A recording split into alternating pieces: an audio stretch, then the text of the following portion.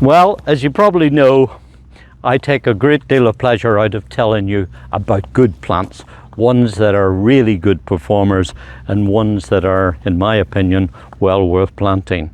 And here on our YouTube channel, but also on our website grownbyoverdevest.com, we feature a lot of very, very good varieties of clematis.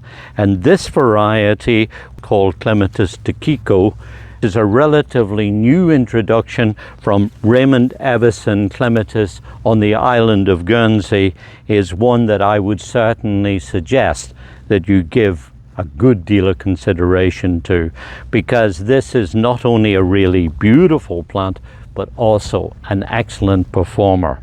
It grows about 4 to 5 foot high, so it's a good size for most people's gardens. It starts to flower in the early part of the summer, and as you see, the flowers themselves are not that big, but they are carried in so much profusion that this, and for such a good long time too, that this really is a plant to put out somewhere in your garden without a shadow of doubt. Ideal for putting on fences, perhaps small arbors, certainly on mailboxes, and also if you've got dark foliaged shrubs and you want to try and add a little bit of excitement and colour onto those, particularly ones with dark green foliage or perhaps even purple foliage, and you let this go a little bit out from the base of the plant and let it run up and scramble over the top of that shrub, I think you can see what an impressive sight this one will make. It's a variety that comes from a Japanese name, Tsukiko, means moonchild. And what I love about white flowering plants is that they brighten up sort of dull spots, but also white goes with almost any other color. It's one of those neutral shades that blends easily with other colors.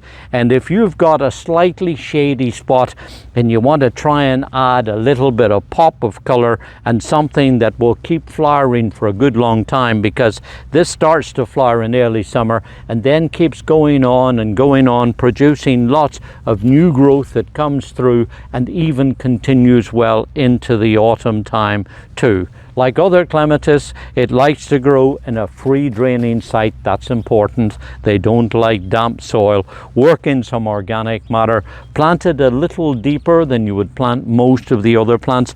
Put them down 2 or maybe 3 inches deeper so that the crown is just down beneath the level area of your soil, and then make sure to mulch it too, because they love to have a cool root system. Outside of that, I think you'll find that this is a really gorgeous variety, and if you take a close look at these flowers, you will see that this lovely kind of pristine white, slightly at times tinged pink color, is really set off by these purple anthers that are in the middle of the flowers. So whether you're looking at it from a distance and admiring the sheer quantity of flowers that it produces all up its growth, but then looking at it really closely, I think you're going to be able to enjoy this lovely variety. It's called Clematis Tsukiko from Raymond Evison Clematis.